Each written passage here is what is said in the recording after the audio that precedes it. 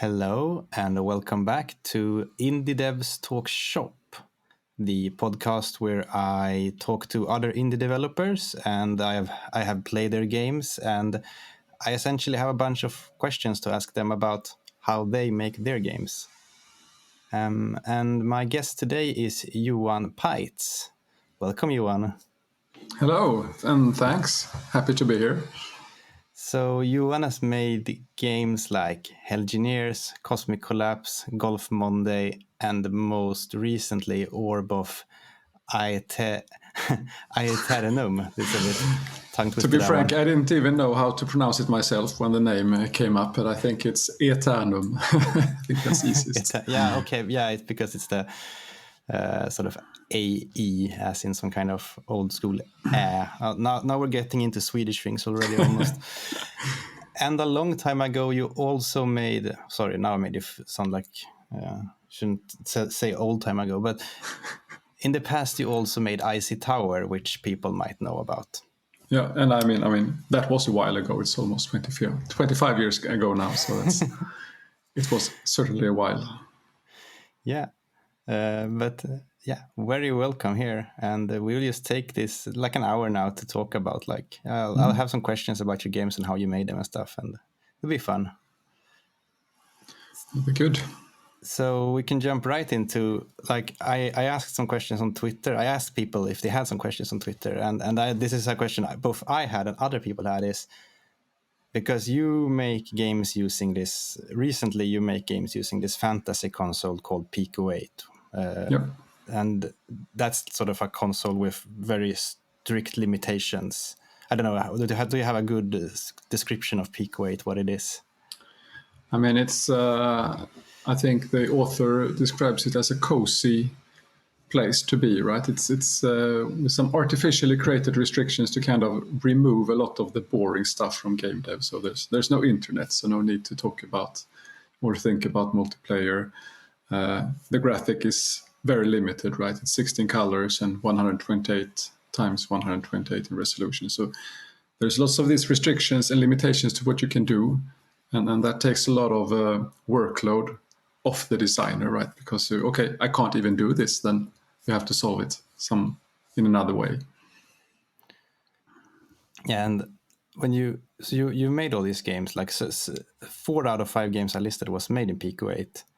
And that's sort of what people are wondering so much about. Like, how do you manage to release games so frequently? Because that, I think you made 5 games in 1 year, or is 4 games in 1 year? Yeah, I think it was 5. So how do you go about sort of like making that many games in that short of a time? Is there? I mean, the main what people may or may not know is that I do this for a living, right?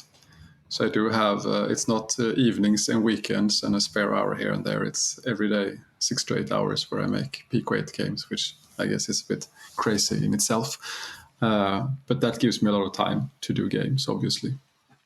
And given the Pico 8 format being so limited, I think 6 to 8 weeks for a game, that's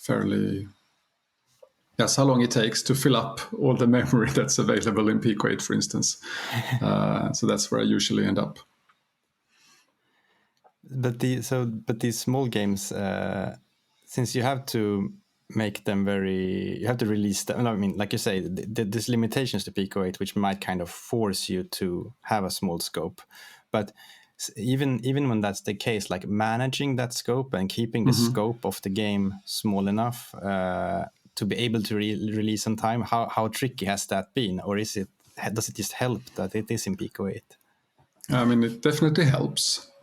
And I think I usually compare it to, not sure what the right word is, but a stonemason or a sculptor who works with a huge chunk of marble or something, and they start chipping away. They have some idea of what it's going to be, and then suddenly they find some nuance or anomaly in the stone that makes them, I can't really do what I intended to do. So then they have to, on the fly, basically rethink what the sculpture is supposed to look like. And I think that's quite similar to at least how I work in Pico 8. I set out to do something, and then very often a design doesn't work as it was intended. The code will be too complex to fit within Pico 8 or whatever. And then I just try to pivot on the fly and come up with something that does work. And it's a lot of killing your own darlings along the way, right? Okay, I want to do a certain thing. Parts of it doesn't really work. What are the strengths that I can focus on instead? And I think a lot of the time I just skip stuff. I have these grand ideas, obviously, like everybody has, and then you kill them off one by one, and at the end you have something, hopefully, that works on its own. But I mean, there's lots of decisions, obviously, being taken continuously for that to happen. What's my process for actually making sure that the game is a game at the end when the space of Pico 8 is full, right? So you don't just end up with half a game. And I know this question was coming up, so I did think a bit about it beforehand. And there's this thing, this is a bit retrofitted, but we have this Pareto-principen, the Pareto principle, which basically is the 80-20 rule, I think it's referred to sometimes as well, where 20% of the decisions lead to 80% of the outcome. It's a bit academic, of course, but I think when at least I make a game, and I think it's good in general to think about what are the things that actually have value in the end product. And if I can focus on those 20%, let's say that's the case in all cases, and cram those 20% into a Pico 8 game, then it will feel like 8 times as much, right? Or 5 times as much, or 4 times as much. And then those last 20%, which usually takes lots and lots of work to do, like multiplayer, high score lists, all this boring fluff, so to speak.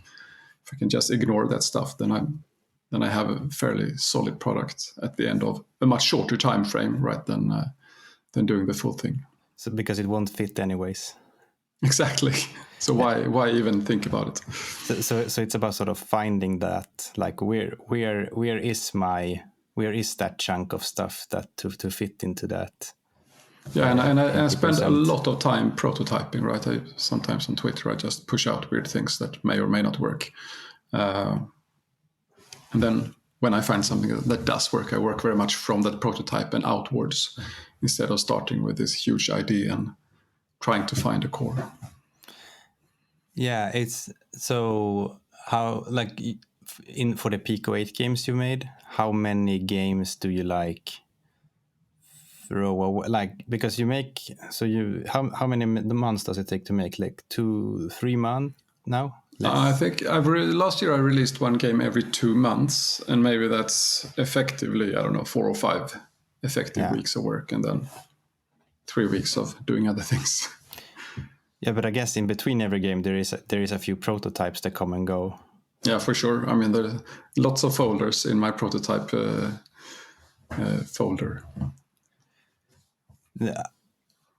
And other, like, interesting things about Pico 8 is that I noticed that it has like limited buttons you can use. So, for example, I played your game Shadow King, and it's quite funny. So Pico 8 has, if you play on keyboard, you can use, for example, arrow keys and Z and X, and that's sort of it, right? There's 6 buttons. Yeah. So you can have arrow keys plus 2 action keys, essentially. So in your game Shadow King, which is a sort of side-scroller adventure thingy, you make quite smart use of the action buttons and directional keys to activate different abilities and stuff. Is it hard to come up with those things? And, like, do you have to skip features because of the input limitations, that you feel like, oh, I can't do that because of the limitations of, I mean, I guess that's coming back to Pico 8 limitations again, how they steer your game design. But it is, I mean, in the beginning of that game, the boomerang was on a 3rd button at one point. Because we're thinking, if people play on keyboard, I can still use player 2 keys, since it's Pico 8 supports that, right? But then if people play with controllers, which people do, especially Steam audience, right, then I can't have them playing on double joysticks, right? So then I had to do this press up and attack button, I think it is. But that's one of the things I did. Usually I go quite early into polish and production, But for that game, I actually prototyped the movements and the mechanics for that quite a bit before I went all in on graphics. Nice. So I guess it would be quite funny if someone was like playing on Steam with the controller, and then they have to, I have to use the boomerang now. So now I have to press the one of the keyboard keys to activate it. It's like Metal Gear Solid, where you have to kind of switch the controllers to beat the boss and things like that. But you make so when you're working in Pico 8, there is a code editor inside Pico 8, I know, and it's sort of it's the Lua, right? The code, and there is a code editor in there, and that I know, like, even when you're making the game in Pico 8, you're sort of in this limited resolution mode. Do you actually write, like, do you write the code inside Pico 8, or do you use a separate editor to write the code and then you jump back into Pico 8, or are you actually inside the Pico 8 all the time? Once you've used Pico 8 a lot, you kind of get very accustomed to this super pixely font. So I spend, I guess, 95% of the development inside Pico 8. Sometimes if I need to do some weird refactoring or something, I load it into a text editor and move things around.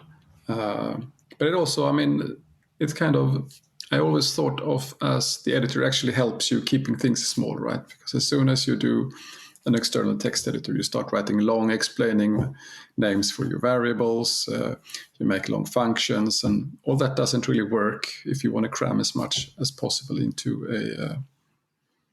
the game. And when you just have this, I don't know, what is it, 16 rows of text on screen, that you work with compromising that as well. So I think it works in kind of in line with the Pico 8 philosophy to help you in that direction.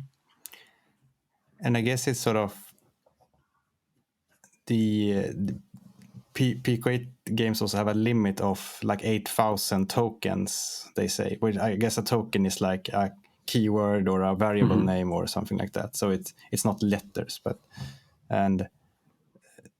are your games often at that limit? Like you're just barely getting, like you're kind of, it's like making, you know, like the old demo scene where they make 64K demos and they try to shuffle things around. Are you often at that limit? I'm always at that limit. A lot of the time at the end of the game or end of the production, you're kind of right at 8,000K limit. And I mean, there's ways to reduce your token count that you kind of learn as you go along.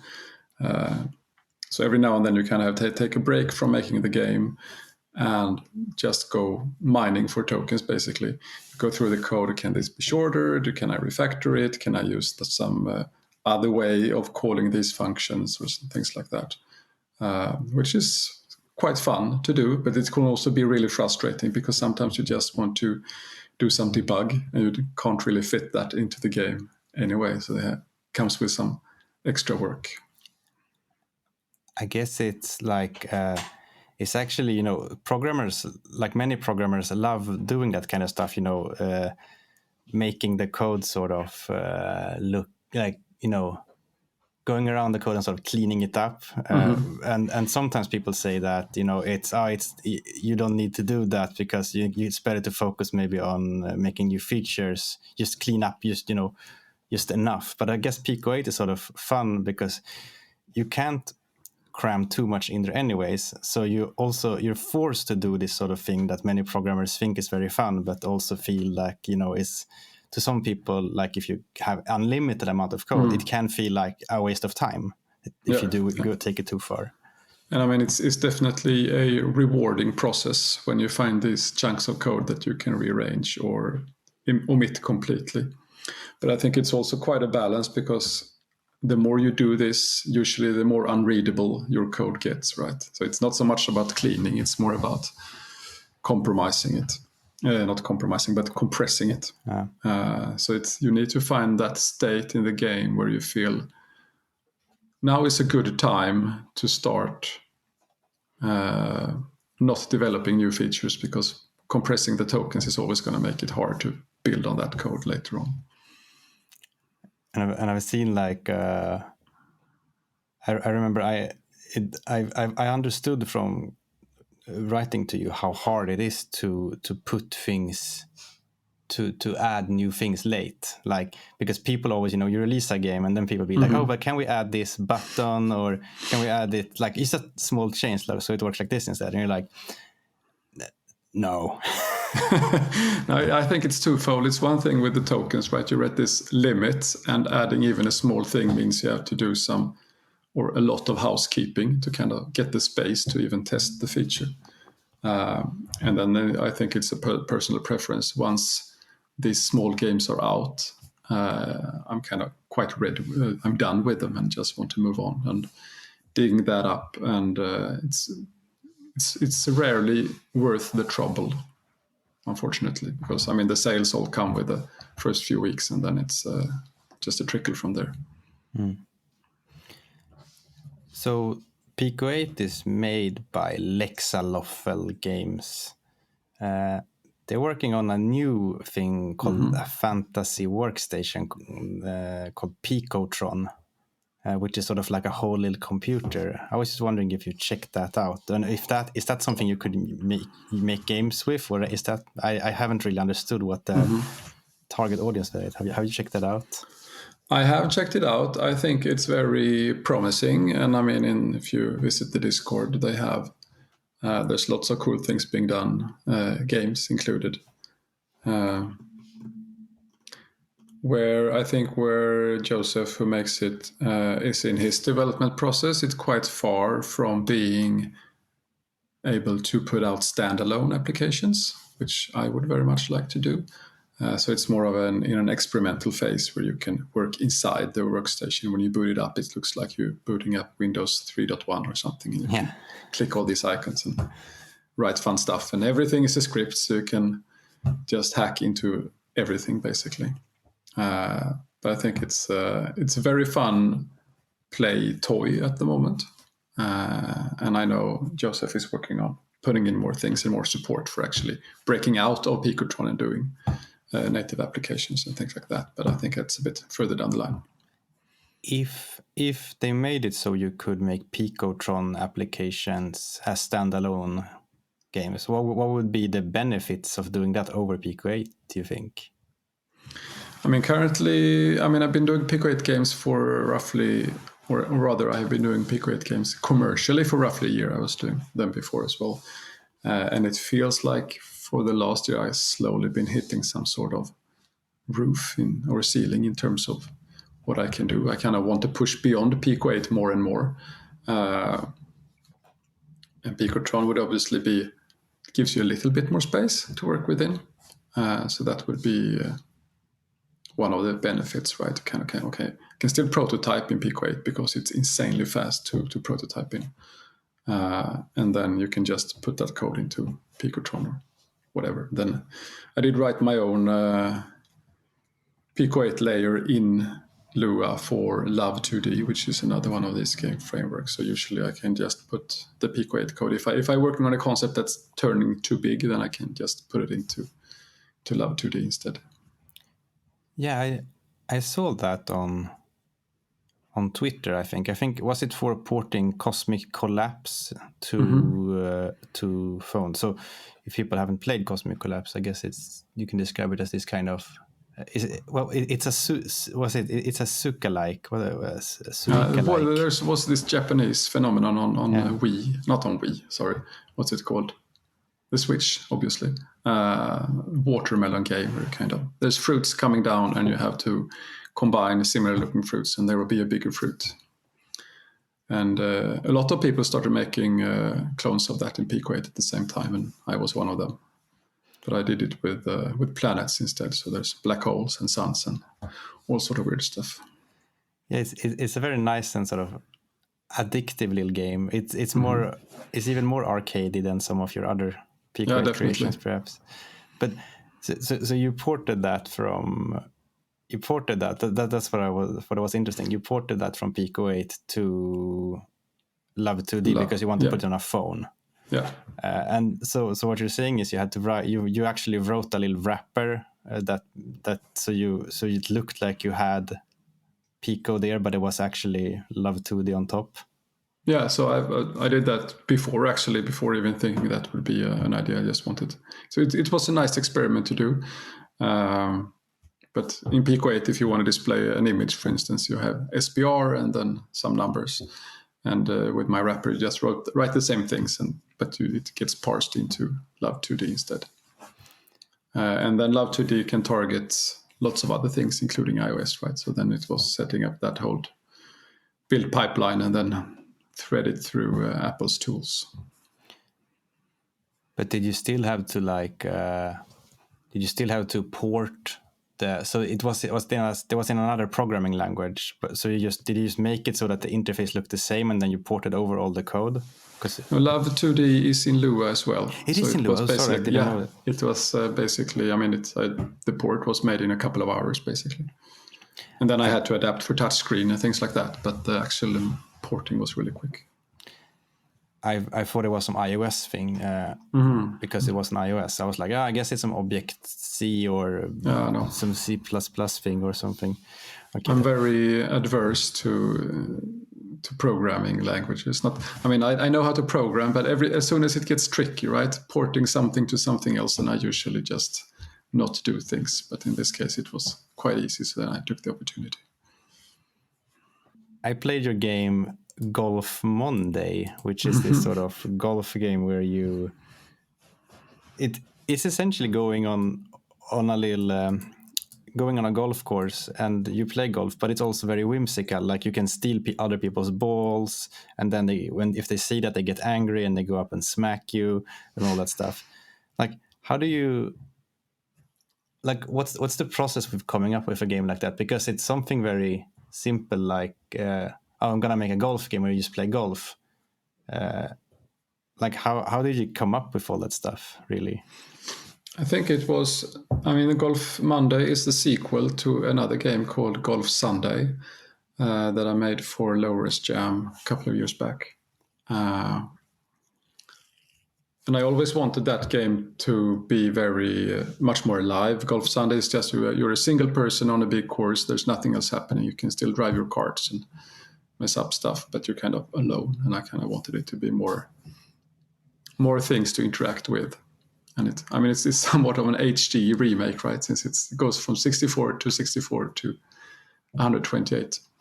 But I think it's the same thing we talked about before. I start with the golf game.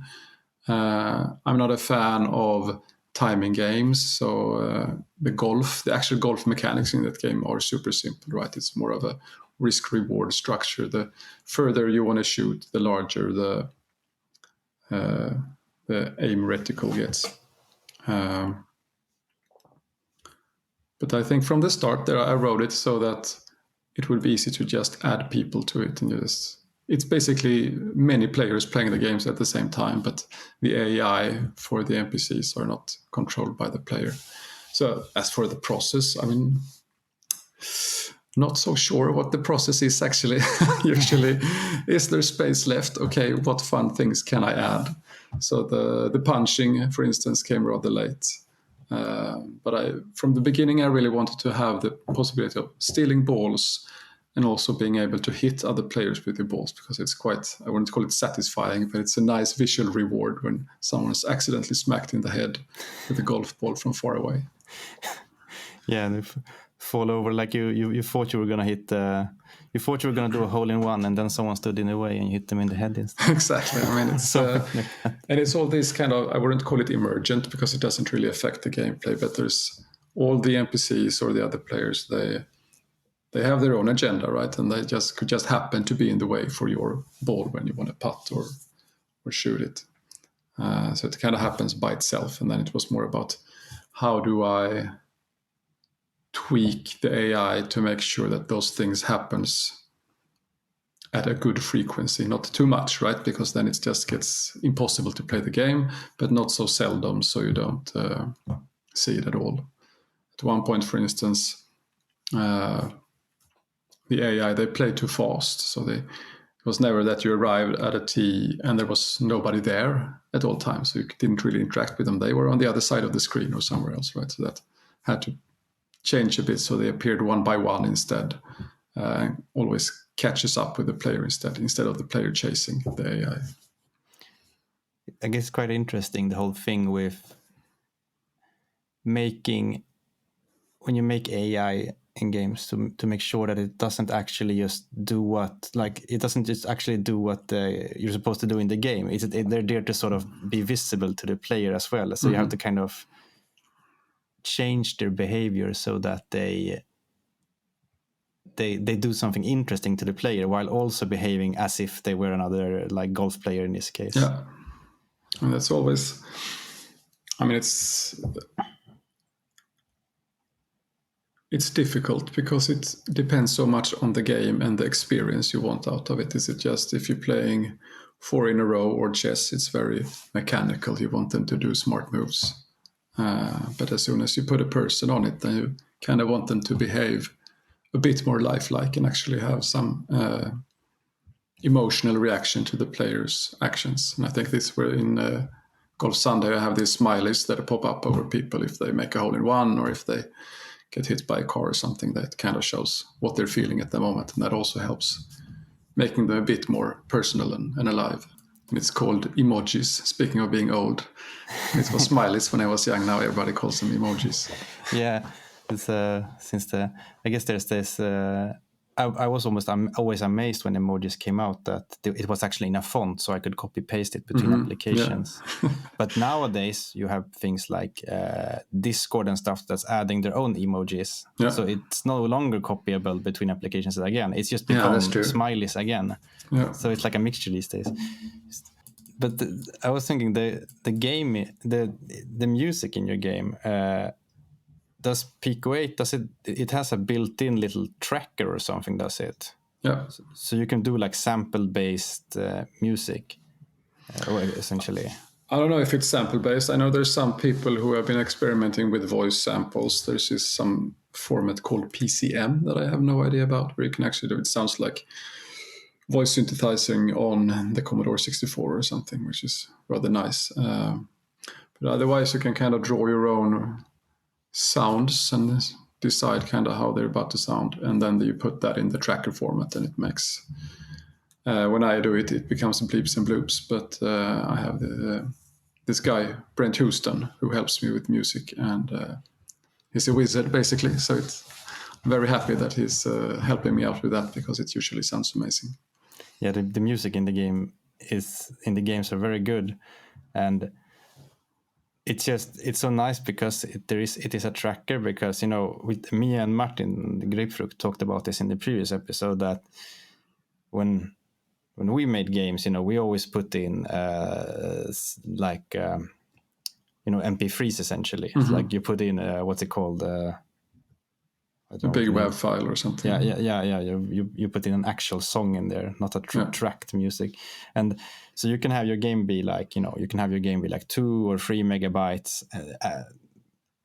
very tiny, and then you add the music, and it's like 5 megabytes per track. So suddenly, like, oh, my nice little 2 megabyte game now became 50 megabytes because I added like a couple of songs to it. So I thought it was a very nice sort of little side effect of Pico 8 that your games are often under 3 megabytes, I think. Yeah, I think the Windows zip archive is usually around 1 megabyte actually. So it's tiny. I remember when we made Icy Tower back in the day, Anders, who was making the music, he made 3 versions of the sound, so they were of different qualities. Of the sounds that the game were shipped with, they were in 8 kilohertz or something, and then you could download extra packs if you wanted the better qualities. You had to go to the homepage and then download a music and audio pack for, I don't know, another 10 megabytes, just so the original game could fit on a floppy disk, which was how people moved games around back then. Yeah, that was in 2001, right? Yeah. So I guess at that point also people, like the few people that had proper internet, nobody had proper internet, but even if you had internet, you couldn't download something huge really. No, exactly. I mean, people were sitting on dial-up and modems and things like that, and I think that game was then just 1.4 megabytes or something, so you could download it fairly quickly, but you could also put the archive on a disk and take it to school and things like that, which at that time helped tremendously with spreading the game. Yeah, because I remember playing Icy Tower when I was in school. I mean, I'm a few years younger than you, so and I just remember it as it was just because it's a freeware game, and it was just this game that I don't even know how I got hold of it. It was just somehow I had Icy Tower. I don't even remember how. And it just spread everywhere, and I remember playing it. And for those who haven't played it, this is a game where you kind of jump upwards on small platforms, some kind of arcadey thing, and it was just. I was actually when I was looking at your Twitter, and I was like, oh yeah, he's the guy who made Hellgineers and all those games, and then I was like, oh, Icy Tower, and it's funny when you see a connection between people like that. You see, oh, I made this one, and then now this, and like, oh, it's the same person. But since between Icy Tower and these your new, what do we call it? We can call it your Pico 8 era. Between Icy Tower and your Pico 8 era. I went to your website, and you didn't take a break.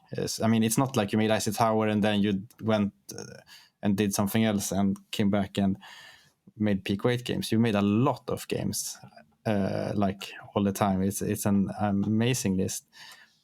Are there any like hidden gems in there, that you think people haven't heard of? Like, because people know about Icy Tower and they know about Pico 8, but is there stuff that you think that you're proud of that people missed? I mean, in the late 2007, 8 or something, I started working with some other people when Flash got big, right? And everybody was doing Flash games left and right.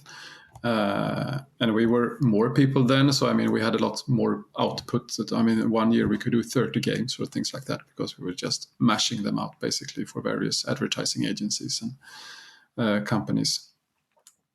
But they're not playable anymore, right? It's I think a few of them were really, really nice. But I don't even know if those old SWIFT files are playable or if they even archived, actually. Are there a few gems? I mean, Icy Tower was obviously the biggest game at many times, and it always dwarfed everything else because it was such a massive hit. I'd have to look at the list myself, see if there's anything that pops out. But I'm usually a quite big fan of the older games I made. Alex the Alligator 4, for instance, which is also a very low resolution game. 4 colors, very tight feature set as well, platform game, which is really nice. And there's a secret in it, so spoiler. But if you 100% all the levels, there's a space shooter opening up that is just as big as the original game. So there's a bit of bonus in there. I was thinking that, like, how has your, like, because you made the Pico 8 games and Icy Tower, so you had a Flash era as well. Like, what different tools have been your favorite among the years to make games, like programming languages, tools, and yeah, I think part of why I like Pico 8 so much is because it's quite similar to Flash, and maybe people don't think of it as so similar, but this whole idea of having everything in the same box, basically, you don't need to leave your development environment to do anything else. You can, in Flash, for instance, you have your timeline, you can draw straight into the game, you have the code in the same place, etc. And that's very similar to how Pico 8 works, right? You have all the things in the title of the package. When I was young, I had an Amiga, and there was an environment there you could buy that called Amos. That was also the same thing. You got the whole package basically and just flipped around between different tabs depending on what you want to do. I think this shoot 'em up construction kit for Commodore 64 was also something similar, where you loaded something and then you could do your own games fairly simply. So I think that's been the main thread for what I have enjoyed the most making, right? Those early days where I did Icy Tower and some other games, they were more traditional development. Here's my code, here's my graphics, someone else makes the sound, etc., and then you put it all together. But I'm not such a big fan of that. Yeah. So I guess you really like the when there is sort of like a cohesive editor experience. Yeah, for sure. And it also means that you can solve problems different ways. Let's say the collision doesn't look right or something. Okay, do I have to go into the math of the physics engine and change things, or can I just move this sprite 1 pixel to the right in the pixel editor, right? And nobody knows. Yeah. If it looks right on the screen, then it works, right? So then it's a much faster way, as opposed to go load up some, I don't know, Photoshop or Sprite or whatever, and start messing around with that. And then you have to rebuild your atlases and blah, blah, blah, blah, blah. All that stuff can be done in seconds if you're in the same tool. It's essentially, you know, similar to, like, I love the thing when you make games that you have your iteration process is as simple as possible. Like, if you can, like, even if you work with a separate pixel art editor like Sprite and you have separate code, like, to me, one of the best thing is if when you save your source asset, maybe the .ace file from Sprite, if you save that, then maybe if your program can pick them up and automatically reload everything, then maybe not at a big studio, that's not the best sometimes because of weird things about game engines. But I think it's always good to have something like that, because that's what you want in 90% of the cases anyways, right? And I think that's so nice with Pico 8 and Flash as well. Back in the day, it's interpreted languages. There's no compile step. So as you just launches at the same time you want to test something, and I think that's whenever I work with in languages that has kind of this extra build step, then I very quickly lose interest in what I'm doing. But as long as I can keep momentum up, then it works really well for me. So an interesting thing about like you said, like you mentioned physics, and I was actually looking at both. You have a little mini synth, Pico synth. It's not more of not a game. It's more of a little editor for making. So I guess it's sort of like a modular synthesizer in a sense. If I knew anything about audio, then I could answer, but I don't. It's just a mishmash of ideas. But you connect things, and they affect each other at least. Yeah, and you make small sounds. But the thing that kind of a funny thing that little program does that's totally separate from the music is that the cables have physics and sort of wiggle around and fall to the ground and everything. And so you have physics on there. And also in Hellgineers, Hellgineers is a sort of bridge builder game. It's sort of like bridge builder, but with devils. You also have lots of physics. Is there a physics engine that comes with Pico 8, or did you have to do lots of interesting things to fit into those 8,000 tokens? There's no physics engine that comes with Pico 8. So both PicoSynth, Hellgineers, and Cosmic Collapse actually use the same physics engine, but a bit modified.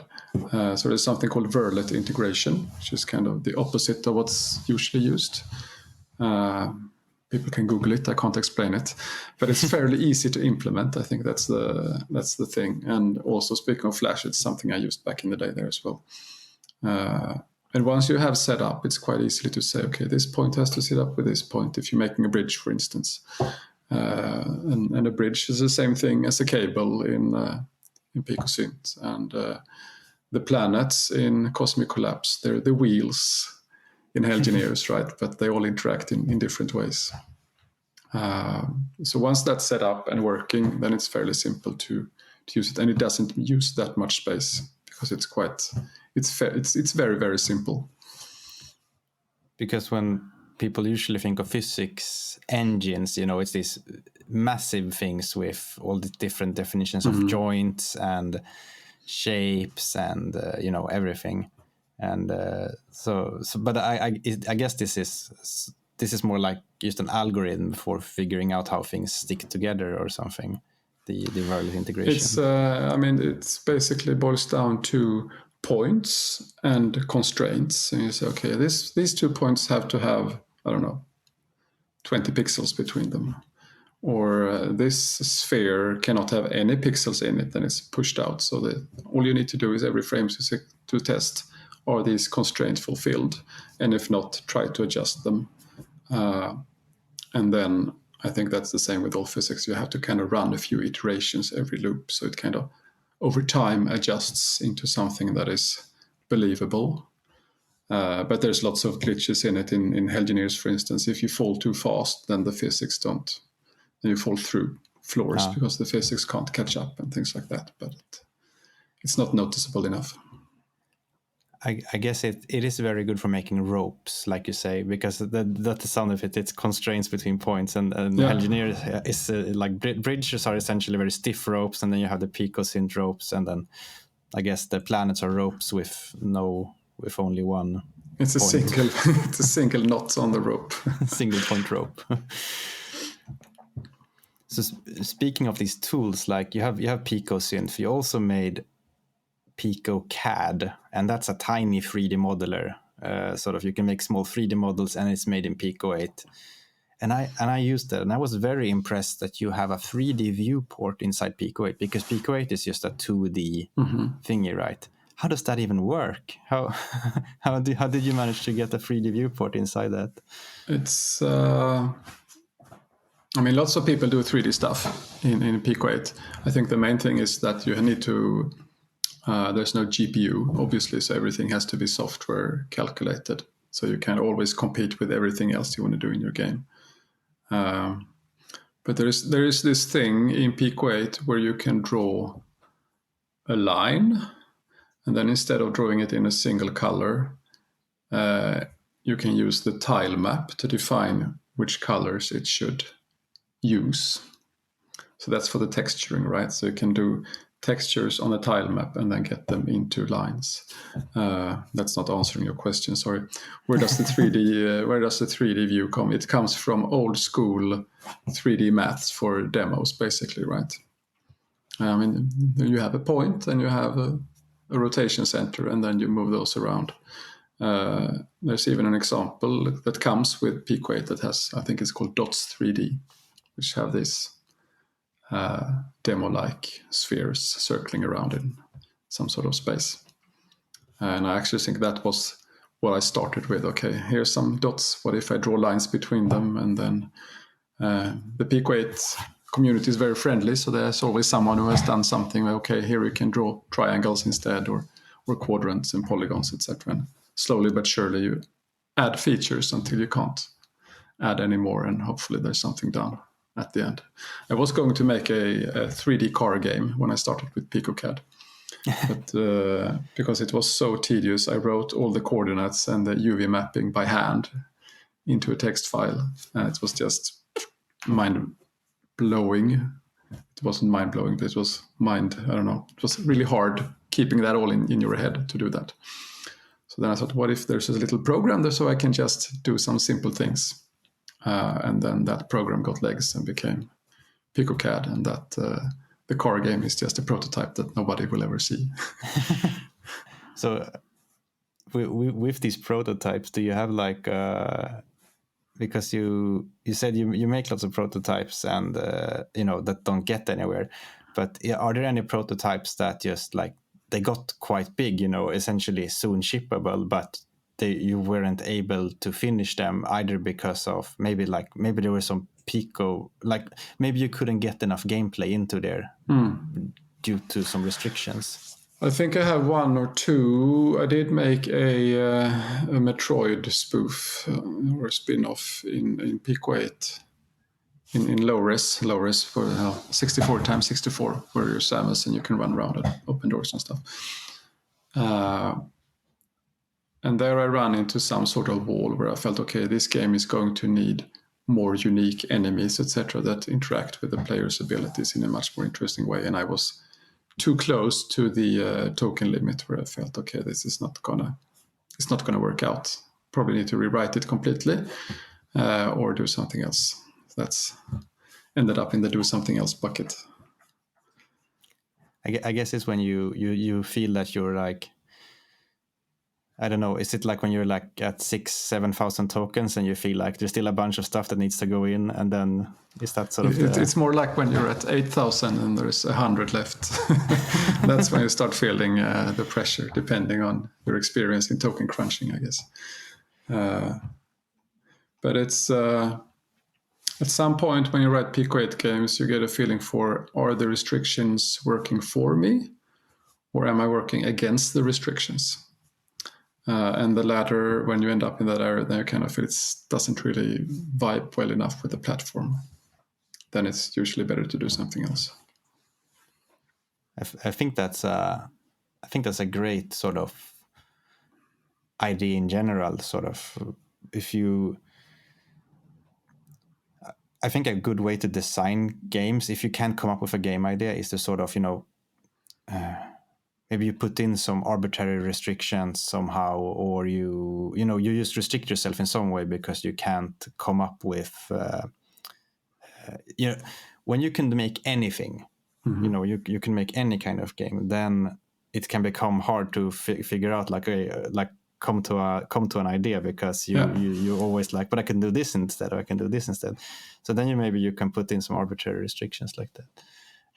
And I think it's always, one needs to, when one does that, one needs to feel like, are these restrictions actually helping me? Like, does it feel like they made it more fun and easy to get somewhere because I have less things to worry about? Or is it like, oh no, how am I going to work around my game can't use any input? That's a weird restriction, maybe. That's might be hard to work around. Or, maybe you want to make a game about colors, but you decided to only have 4 colors or something.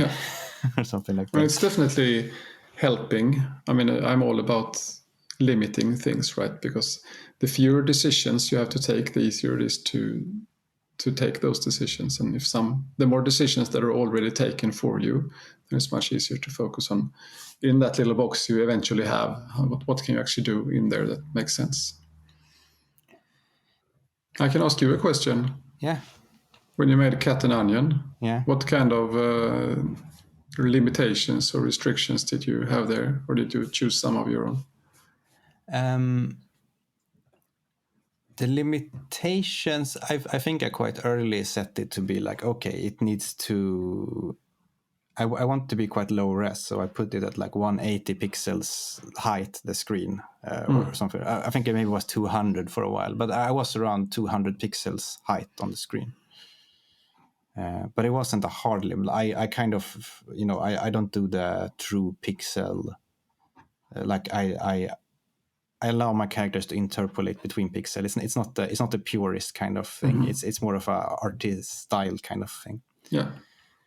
And in the beginning, I actually allowed it. Like the game when shipped, it had only 8 colors, which I found was a very fun restriction, because it, made it possible to just make art in any, like it made the art making process easier, because in some ways at least, because I didn't run around and worry too much about color. It was more about fitting the colors I had into something that made sense and looked nice. Sometimes it was tricky because you had to, maybe these 2 colors are not very good on top of each other, and there's only 8 of them. But actually, when I started making that game, I did not have that restriction.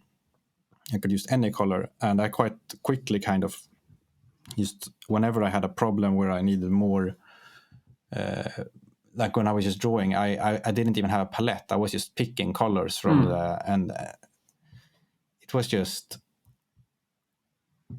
after a while it was so messy, and I also accidentally noticed that I had made my like the color of the background, the sky, I made it too dark, so I made all my art too dark. And that was the point where I was like, okay, let's try using a limited palette. So I found a palette that was brighter, where I could find a nice bright sky color and also look nice in other ways. And I actually found it because you have a low spec t-shirt on. I found it on lowspec.com. They have a nice list of palettes, and I took that there and took an 8 color palette, and I recolored the whole game. And after that point, the art making process was so much easier. Like in at least, except for these things when 2 colors overlap. But it's just like, I can't, because before that I was like, how much stuff am I supposed to have in the background? It's just supposed to be like a vista with mountains and everything in the background. And I was like, when I have 8 colors, I'm like, I'm gonna have some simple things in the background. I can't add more than that, because it's gonna become enormously noisy with the few colors. So it just made my whole art making process easier. Nice. So I was thinking to maybe run things off here a bit. I was thinking you got started in the games industry back in the 90s, sort of.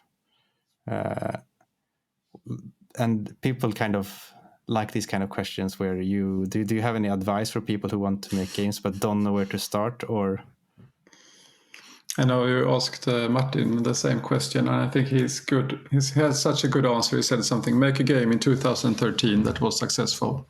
yeah. That was like his his starting point.